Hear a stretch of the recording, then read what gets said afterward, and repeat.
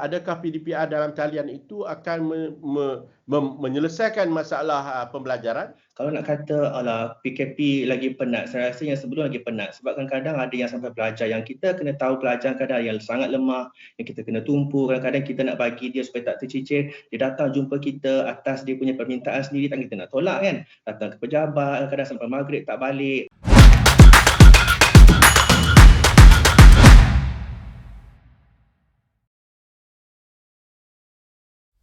Setahun berlalu, sistem pendidikan di Malaysia masih dalam keadaan berduka.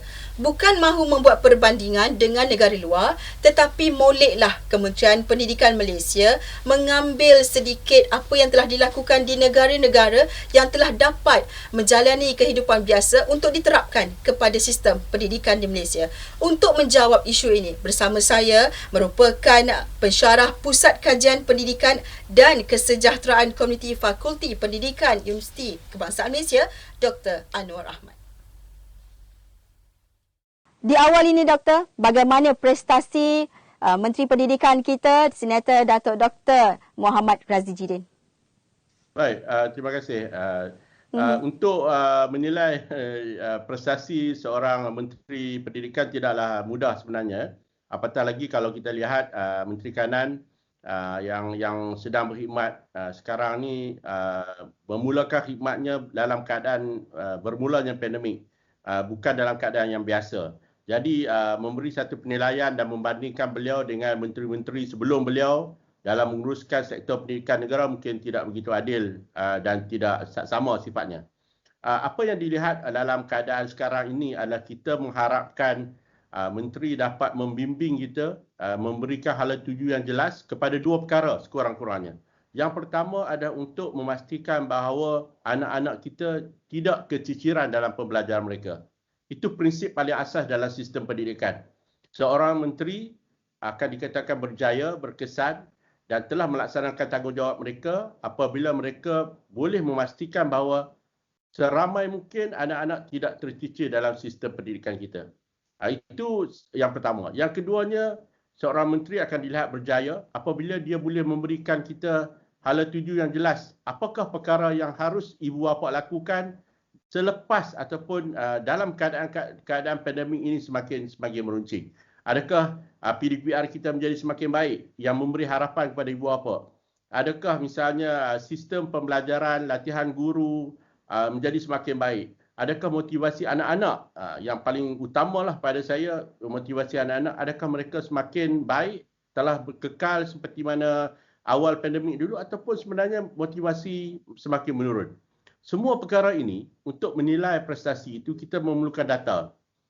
Sejauh mana menteri dan juga kementerian telah melaksanakan peranan dan tugas mereka. Apa data-data yang ada? Apa fakta-fakta yang ada? Ini akan memberi satu kejelasan kepada rakyat bahawa menteri itu telah melaksanakan tugasnya ataupun belum. Ataupun tidak berjaya. Jadi sehingga hari ini, saya sebagai pekaji pendidikan masih sebenarnya menunggu-nunggu apakah data-data terkini yang telah menunjukkan bahawa menteri dan kementerian pelajaran kita telah berjaya melaksanakan tugas mereka.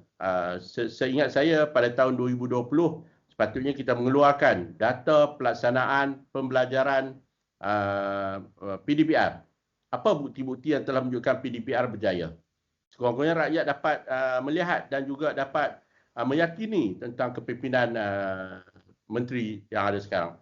Untuk tahun 2021 misalnya, sehingga bulan 6 ini, apa yang telah berjaya? Saya fikir ini perkara-perkara yang harus diberikan, dilibat uruskan dalam masyarakat. Kementerian pada saya tidak boleh bersifat silo ataupun berseorangan dalam melaksanakan apa juga penambahbaikan dalam sistem pendidikan. Satu perkara yang paling penting di dalam pelaksanaan PDPR ini ialah ibu bapa. Kalau kita lihat dalam sistem yang sebelum PDPR, di mana sistem yang biasa persekolahan secara fizikal, secara bersemuka, kita dapat lihat bahawa peranan ibu bapa ini mungkin tidak begitu besar walaupun mereka penting. Guru-guru dan pelajar berinteraksi secara langsung di sekolah dan ibu bapa memberi sokongan yang besar dalam sistem persekolahan. Tetapi dalam pelaksanaan PDPR, kalau kita lihat PDPR ini berlaku di rumah. bersama ibu bapa. Jadi kalau kita lihat suasananya, situasinya sangat berbeza.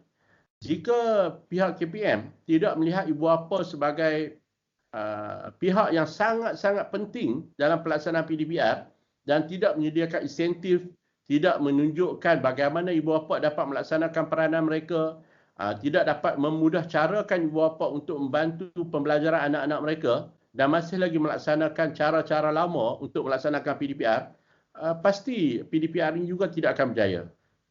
Kita sudah lihat PDPR 1, PDPR 2 mendapat kritikan daripada ibu bapa.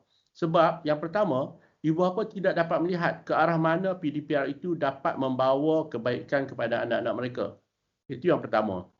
Yang keduanya, ibu bapa ingin melihat anak-anak mereka memberi komitmen yang tinggi dalam pembelajaran.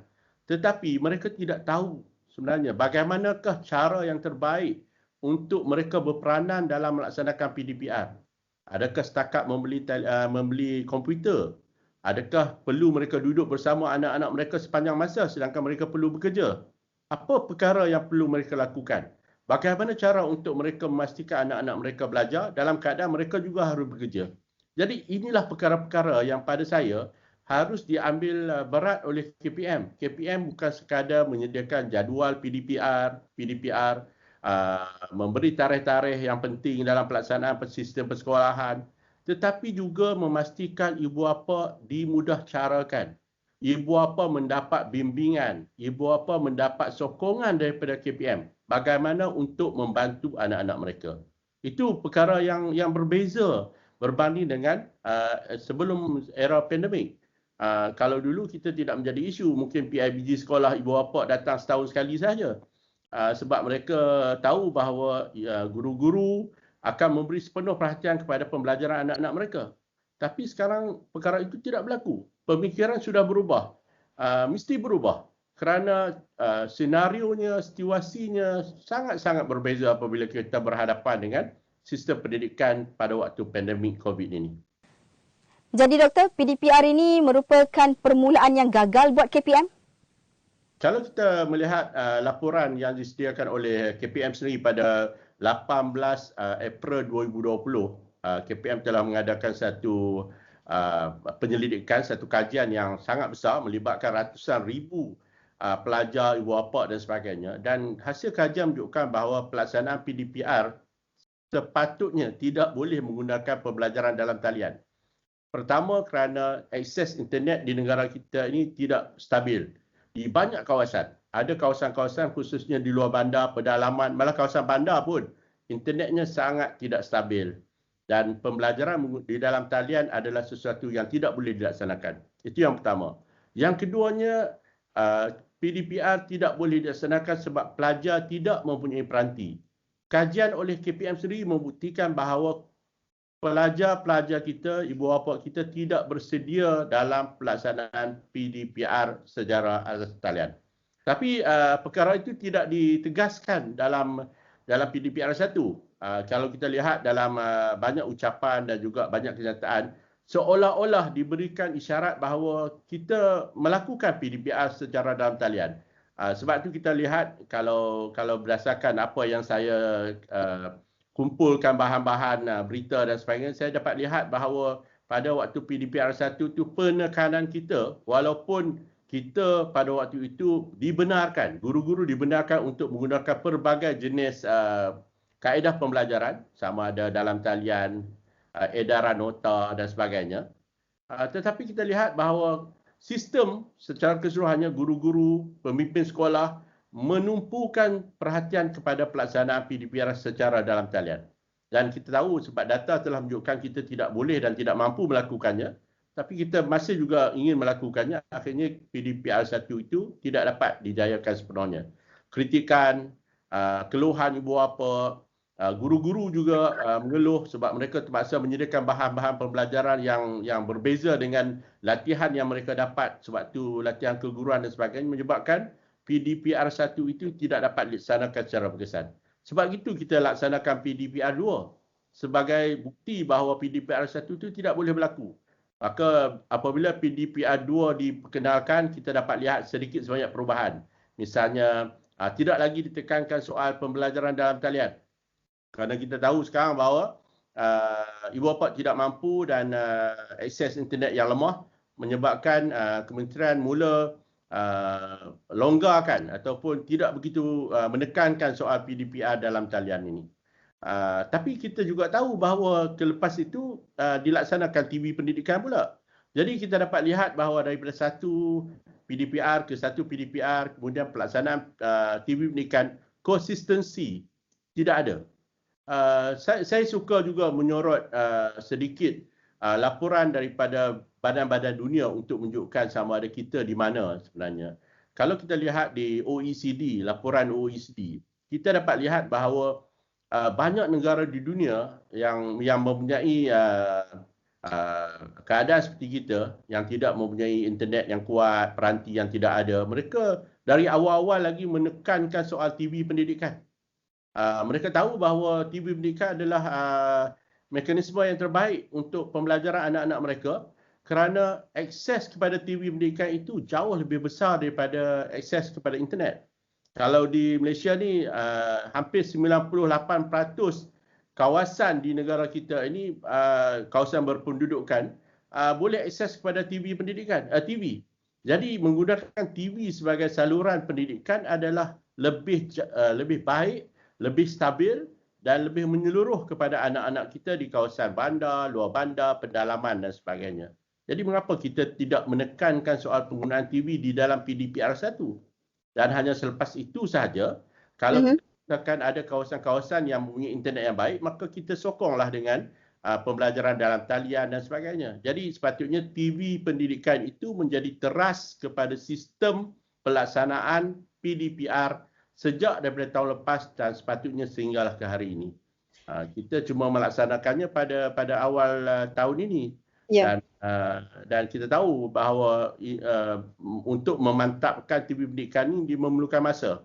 Jadi sekarang kita macam banyak pilihan. Kita ada online, kita ada TV pendidikan, kita ada nota edaran guru dan sebagainya. Dan dikatakan bahawa guru boleh memilih mana-mana kaedah yang sesuai. Ini yang saya bimbangkan sebab dalam keadaan kita boleh memilih, kita jangan lupa bahawa kita sebenarnya sedang membina jurang pendidikan di kalangan anak-anak kita. Kalau kawasan bandar mempunyai internet yang bagus, yang baik, mereka dapat belajar dengan sempurna, dengan keadaan yang selesa. Bagaimana dengan anak-anak di kampung, di pendalaman? Apakah mereka dapat belajar dengan selesa dengan tiada bantuan daripada guru dan sebagainya, mengharapkan hanya edaran nota? Ataupun dalam banyak keadaan sebenarnya ramai anak-anak yang langsung missing in action kan, tidak tahu ke mana dia pergi, tidak hadir ke dalam pembelajaran dan sebagainya. Jadi inilah perkara-perkara yang sepatutnya diperhalusi oleh KPM dan diperjelaskan pada masyarakat dalam taklimat dia untuk masyarakat kembali bersatu dan melihat bahawa sistem pendidikan sedang diurus dengan baik. Itu harapan masyarakat sebenarnya. PDPR untuk kelas khas, terutamanya untuk murid tahun 1, yang mana ada lagi yang tidak dapat menguasai 3M, membaca, mengira dan juga menulis. Pandangan doktor? Ya, terima kasih. Saya nak jawab soalan ini. Saya nak imbas balik. Pada tahun 1973, kerajaan pada waktu itu telah mengarahkan supaya Datuk Murad Makno, iaitu pengarah pelajaran ketika itu, untuk membuat satu kajian berkaitan dengan keciciran. Pada waktu itu keciciran tahun 70-an, 60-an itu keciciran pelajar sangat tinggi. Terutamanya kawasan luar bandar, pedalaman, anak-anak tidak bersekolah. Misalnya dalam laporan itu 40% daripada pelajar kita keciciran di sekolah rendah. Hampir 35% keciciran di sekolah menengah. Maksudnya mereka tidak menghabiskan pendidikan mereka. Tinggi pada waktu itu. Dan kemudian kerajaan telah melaksanakan pelbagai usaha untuk meningkatkan kualiti pendidikan, akses pendidikan, sekolah-sekolah mula dibina di kawasan pedalaman luar bandar. Akhirnya, kalau kita lihat data yang terkini, akses anak-anak ke sekolah 98% untuk sekolah rendah, sekolah menengah 92%. Maksud dia kita sudah mencapai hampir 90% atas. Antara negara yang baiklah di kalangan negara dunia. Baik, dalam laporan Murad itu, salah satu perkara yang ditekankan adalah soalan 3M.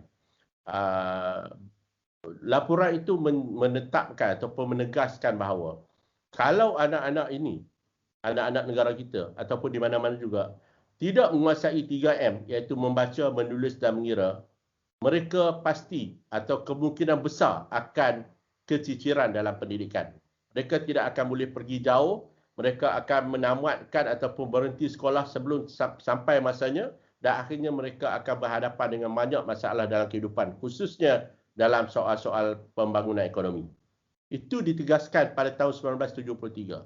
Sebab itu bila berlaku PDPR ini, salah satu perkara yang sering diulang-ulang, termasuk saya pun mengulang-ulang perkara sama adalah KPM sepatutnya mengeluarkan laporan secara bersiri tentang sejauh mana keupayaan anak-anak darjah 1 yang sekarang ni dah masuk darjah 2 mempunyai keupayaan untuk membaca, menulis dan mengira. Mereka berada setahun di tahun lepas, tahun 1. Sekarang mereka berada di tahun 2. Apakah kemampuan mereka membaca, menulis dan mengira mereka sama seperti pelajar-pelajar yang sebelum PDPR, sebelum COVID? Jika mereka berada dalam keadaan yang lebih rendah ataupun jauh lebih rendah, itu adalah petanda yang tak baik. Sebab kita akan berhadapan dengan satu kumpulan pelajar yang mungkin akan keciciran. Kita tidak boleh melihat keciciran itu berlaku sekarang. Kita harus melihat 5 tahun, 6 tahun daripada sekarang. Apabila anak itu tidak mahir membaca, tidak mahir menulis, tidak mahir mengira, mereka akan berhadapan dengan pembelajaran yang semakin sukar. Bila mereka naik tahap 2, tahun 4, tahun 5, tahun 6, mereka tidak boleh membaca dan menulis dan mengira dengan baik, mereka akan kehilangan minat, kecenderungan untuk terus belajar. Ini kebimbangan kita. Sebab tu kita harapkan kalau ikut Badan Dunia OECD pun, anak-anak mesti menguasai dengan baik membaca, mengira dan menulis ini tidak boleh lebih daripada umur 10 tahun. Maksud dia bawah pada 10 tahun tu dia sudah menguasai sepenuhnya kemahiran membaca, menulis dan mengira secara kendiri. Maksud dia tidak lagi orang mengajar dia bagaimana nak menulis karangan, macam mana nak mengira penyelesaian masalah matematik, dan juga membaca. Dia boleh membaca sendiri. Mesti berlaku pada umur 10 tahun dan ke bawah. Dan tentulah sebagai negara yang membangun, yang kita nak ke arah negara maju, 10 tahun itu adalah dia punya aras yang paling rendah. Mungkin di negara-negara dunia ketiga misalnya, kita bercakap umur 10 tahun ada 3M. Tapi di negara kita, kita mengharapkan anak yang berumur 6 tahun, yang berumur 5 tahun, boleh membaca, menulis dan mengira. Tapi sekarang ni kalau pelajar tu masuk darjah 2, dia dah berumur 8 tahun. Apakah pada umur 8 tahun ni kemahiran itu ada pada dia? Sebab tu kita perlukan data. Dan kalau data-data yang dikutip secara kecilan ini tidak menggambarkan keseluruhan tentang keupayaan anak-anak kita yang baru masuk sekolah ni, kita memerlukan data nasional, data kebangsaan. Sejauh mana anak-anak kita yang masuk ke sekolah tahun lepas dan berada di tahun 2 tahun ini dalam keadaan bagaimana 3M mereka. Ini perlu diketahui. Saya bimbang kalau kita tak tahu dan kita biarkan apa yang kita panggil sebagai penyakit ini, penyakit tidak mahir membaca, menulis, mengira ini berada dalam anak-anak kita, kebimbangan kita dia akan merebak ataupun dia akan menyebabkan lebih banyak masalah pembelajaran yang akan berlaku pada mereka pada tahun 4, tahun 5 dan tahun 6 nanti. Jadi tolonglah kita merayu pada KPM, keluarkanlah ataupun jalankanlah kajian berkaitan dengan keberkesanan ataupun sejauh mana anak-anak kita menguasai 3M ini semasa pandemik ini. Kerana ini adalah perkara yang sangat penting. Antara perkara yang harus menjadi keutamaan kepada KPM pada waktu ini. Di media sosial terdapat banyak rungutan-rungutan yang diberikan kepada KPM. Adakah KPM tidak membuat satu penelitian terhadap rungutan-rungutan ini, Doktor? Ya, saya suka untuk menjawab soalan sama ada mereka gagal sebab kita tahu mereka mempunyai jentera yang cukup besar untuk melaksanakan ujian ini. Semua sekolah, 10,000 sekolah di bawah KPM. Kita ada 400,000 lebih guru di bawah KPM. Kita ada 114 PPD di seluruh. Semua inilah jentera-jentera missionary yang boleh digunakan oleh KPM untuk mengutip data yang paling lengkap. Dan data ini tidak boleh disimpan. Itu isunya. Kita lihat sekarang ni dalam zaman pandemik ini, kita harus berfikir secara berbeza daripada zaman-zaman sebelum ataupun waktu sebelum pandemik. Waktu ini keterlibatan ibu bapa, keterlibatan masyarakat menjadikan sistem itu lebih kuat. Dia tidak melemahkan. Kalau kita tidak memberi kepercayaan kepada ibu bapa, tidak memberi kepercayaan kepada guru-guru, tidak memberi kepercayaan kepada masyarakat untuk berkongsi pandangan, yalah masyarakat ni kadang-kadang berkongsi pandangan, bahasa dia itu mungkin tidak selesa untuk didengar. Tapi kita jangan ambil itu, kita ambil isi penting dia. Kalau semua perkara-perkara itu dapat dikumpulkan, dihadamkan oleh KPM, saya fikir KPM akan lebih respon kepada apa sebenarnya masyarakat perlukan. Ibu bapa risau apa sebenarnya tentang anak-anak mereka? 3M. Ibu bapa risau tentang masa pembelajaran yang dilihat tidak begitu sesuai. Sebab sekarang ni ada banyak isu. Misalnya anak-anak di depan komputer itu terlalu lama. Itu juga menjadi satu kerisauan pada saya sebagai dalam pendidikan. Sebab kalau kita tengok WHO pada tahun lepas, sekitar bulan Jun, telah mengeluarkan laporan yang memperingatkan sistem pendidikan di semua negara supaya memastikan bahawa anak-anak yang masih kecil ini dikurangkan waktu screen time. Maksudnya waktu bersama di depan skrin. Anak-anak yang masih kecil, darjah 1, preschool dan sebagainya, mesti dikurangkan. Sebab mereka dalam keadaan sedang membesar dan pembesaran dari segi penglihatan mereka dan sebagainya itu tidak begitu baik bila terlalu lama depan skrin. Itu juga menjadi kebimbangan kita. Adakah PDPR dalam talian itu akan menyelesaikan masalah pembelajaran tetapi menimbulkan isu-isu kesihatan pula. Isu kesihatan di kemudian hari. Penglihatan mereka menjadi kabur, mereka mudah mendapat pening kepala disebabkan oleh skrin dan sebagainya. Itu akan meninggalkan kesan-kesan ketidaksejahteraan anak-anak. Kerana kita nak menyelesaikan isu pembelajaran semasa PDPR. Itu juga harus diambil kira oleh pihak KPM. Banyak yang tersirat sebenarnya di atas perbincangan kita ini. Diharapkan apa yang telah doktor katakan tadi mewakili suara para pendidik, mewakili suara para guru, mewakili suara ibu bapa, juga sebenarnya mewakili isi hati murid-murid, isi hati para pelajar. Baik, terima kasih sekali lagi doktor. Di talian juga sebenarnya kita mempunyai seorang lagi tenaga pengajar yang sebenarnya boleh berkongsi dengan kita bagaimana agaknya beliau bersama-sama dengan anak muridnya. Walaupun bukan di sekolah tetapi bersama-sama kita merupakan pensyarah di Universiti Islam Antarabangsa Sultan Abdul Halim Muazzam Shah Kedah, mengajar subjek English bersama kita Tuan Hisham Abdul Aziz. Baik. Sebagai seorang tenaga pengajar, apa sebenarnya masalah utama ketika menjalankan pembelajaran PDPR ini, Tuan? Okey, sebenarnya kalau dikatakan tentang cabaran, pertama sekali mungkin kita agak terkejut tahun lepas bila kita terpaksa menggunakan PDPR itu secara online pada pelajar-pelajar kita. Antara dia punya faktornya adalah mungkin dikira sebagai internet lah ya, ataupun capaian internet, sama ada pihak kita mungkin tak berlaku masalah sebab kita memiliki capaian internet di pejabat, memandangkan pelajar-pelajar yang tinggal di tempat yang kadang-kadang kita pun rasa terlalu, kadang-kadang di tempat yang jauh sedikit daripada pendalaman, jadi mereka mengalami masalah-masalah menyebabkan itulah. Tapi kalau saya ikutkan, kita daripada universiti kita ada macam-macam alternatif. Kita tak semestinya kena guna internet, kita ada menggunakan contohnya macam WhatsApp ataupun email. Kalau kata nak melibatkan untuk menjawab-jawab soalan, kita boleh menggunakan ambil gambar sahaja dan menggunakan apps iaitu Cam Scanner. Jadi tak semestinya nak menyalahkan capaian internet itu sendiri. Bagaimana tahap kefahaman mereka, pelajar-pelajar Tuan yang hadir ke kelas online ini? Okey, saya tak dapat nafikan lah ya, kalau kata pembelajaran secara berdepan ini dia punya feel itu lebih kuat lagi.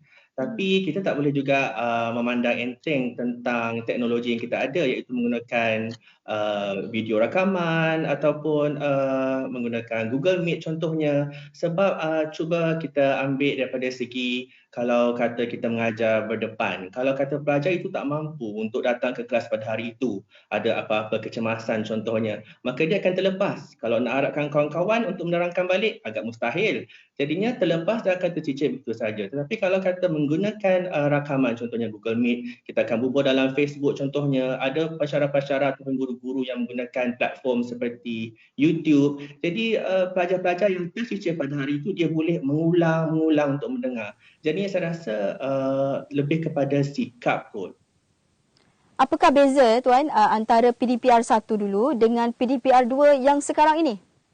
Okey, saya boleh bagi daripada sudut positif, iaitu tahun ini rasanya mereka sudah lebih maklum akan kondisi yang kita alami. Jadi mereka lebih untuk pelajar-pelajar saya lah terutama sekalinya terarah, maksudnya dah tahu apa yang nak buat, nak daftar macam mana, nak tanya apa, nak masuk grup yang mana, sebab mereka dah melalui semester sebelumnya. Jadi saya rasa lebih lancar. Jadi untuk masalah tu saya rasa dapat dikurangkan lah. Cuma dia punya penyertaan itu saja kena lebih, orang kata apa, dibagi tumpuan lebih lagi lah. Tuan menyebutkan tadi mengenai tenaga pengajar juga sebenarnya tidak dapat rehat yang cukup apabila bekerja 24 jam sehari, 7 hari seminggu melayani anak-anak murid, melayani pelajar-pelajar kerana masa yang tidak menentu. Benar atau tidak sebenarnya sekarang ini tenaga pengajar terlalu penat dengan PDPR ini, ataupun sebenarnya inilah yang dikatakan sebagai alternatif untuk PDPR? Okey, macam saya dalam Facebook saya rata-rata kebanyakannya adalah kenalan daripada guru-guru. Jadi saya sebagai saksi melihat mereka siang malam bertungkus lumus untuk membuat contohnya macam PowerPoint slides, untuk ada yang sampai menggunakan layar hijau, green screen, sampai pakai kostum ini, kostum itu, semata-mata untuk menarik perhatian, untuk dapatkan engagement daripada pelajar. Jadi kalau nak kata guru tak buat apa-apa tu rasanya saya tak setujulah. Jadinya kita ni memang dah buat yang terbaik. Jadinya pelajar ni sebenarnya kena faham konsep dia adalah kita ambil lah Abu Hurairah radhiyallahu an, dia kata Nabi Muhammad SAW bersabda, barang siapa yang menempuh jalan untuk mendapatkan ilmu tu, maksudnya Allah akan mudahkan jalan dia untuk ke syurga. Kalau kata kita pegang yang itu, tak kira lah kalau kata kita nak guna plan A tak jadi ke, plan B kita boleh guna. Jangan plan A tak dapat, alah plan B tak nak adalah dah orang kata give up, dah putus asa dah. Jadi kalau kita pegang benda itu, insya-Allah kita akan cari jalan sedaya upaya untuk dapatkan jugalah cara untuk dapatkan ilmu itu. Tak lama rasanya, mungkin beberapa tahun ini saja, insya-Allah kita akan kembali seperti biasa. Kalau saya nak kata penat sebelum COVID lagi dah penat dah. Memang saya ni jenis suka memenatkan diri dengan orang kata apa, bagi all out kepada pelajar itu. Kalau nak kata alah PKP lagi penat, saya rasa yang sebelum lagi penat. Sebab kadang-kadang ada yang sampai pelajar yang kita kena tahu pelajar kadang yang sangat lemah, yang kita kena tumpu, kadang-kadang kita nak bagi dia supaya tak tercicir, dia datang jumpa kita atas dia punya permintaan sendiri, tak kita nak tolak kan. Datang ke pejabat, kadang-kadang sampai maghrib tak balik untuk menumpukan kepada mereka. Jadi kalau kata penat itu, dia tak boleh kata penat, dia sebenarnya satu kepuasan kepada pelajar, kepada pengajar-pengajar ini. Jadi saya rasa penat itu letak tepi dahululah, sebab kita sebagai guru ni, kalau kata yang berjiwa guru, penat itu tiada dalam kamus. Kalau boleh dikongsikan, silibus pengajian itu datangnya dari siapa? Daripada pensyarah itu sendiri ke, daripada universiti, ataupun dibekalkan oleh Kementerian Pengajian Tinggi? Okey, kalau kata KPT, dia akan ada bagi dah manual lah yang akan dijalankan oleh setiap universiti itu. Jadinya akan disampaikan pula kepada pensyarah. Jadinya kalau kata macam silibus itu mungkin akan ada pertukaran daripada segi contohnya macam penilaian ataupun daripada segi test kan, selama ni ada menggunakan kerja kumpulan yang melibatkan diorang kena berjumpa, jadi kita kena olah sedikitlah untuk bagi menyesuaikan dengan penilaian itu. Jadinya adalah rombakan sedikit. berbaloi atau tidak usaha-usaha daripada tenaga pengajar ini? Seperti Tuan katakan tadi, ada yang sanggup memakai uniform, memakai kostum sebenarnya untuk menarik perhatian anak-anak murid. Tetapi usaha itu nampak gagal apabila ada yang tidak hadir ke kelas, yang hadir juga tidak memberikan 100% penumpuan. Kalau nak fikir pasal berbaloi tu, kadang kita terasa hati sebab kadang kita dah bagi semua. Kita dah bagi dalam bentuk video, kita bagi dalam bentuk dalam apps ke apa semua. Kadang-kadang bila tidak dapat feedback itu, kadang-kadang memang ada juga terasa. Tapi daripada kita nak fikirkan 1-2 orang daripada 50 orang, takkan kita nak tumpukan kepada yang 2 tu dan kita akan korbankan yang lagi 50 ke 20 tu dengan emosi kita. Jadi kalau kata kita fikir macam tu, memang kita akan down satu hari itulah. Kita akan fikir kenapa jadi macam ni, aku down lah, tak nak lah buat, kan rasanya tak perlu kot benda itu. Baik Tuan, kata-kata akhir sendiri sebagai seorang pendidik, apa yang boleh dirumuskan? Saya faham kadang-kadang ialah bila mereka di tempat kerja, semangat bekerja itu lain bila dikelilingi oleh rakan-rakan sebab kita dalam kerja yang sama. Tapi bila mana kita di rumah, bagi yang berkeluarga, kadang-kadang mereka terpaksa melayan kerana anak, kadang anak bukan seorang dua, jadi penat itu kadang lebih berganda. Kan, betul. Jadi saya rasa macam mana saya nak kata, saya nak komen lebih pun macam takut silakan kena. Tapi bagi saya, selagi mana dinamakan guru, dia ada cara dia. Dia boleh manage cara dia macam ni. Kalau penat sekalipun mungkin hanya meluahkan di Facebook ke ataupun di story ke apa kan. Tapi rasanya untuk give up terus rasanya tidak. Saya rasa guru-guru tidak begitu.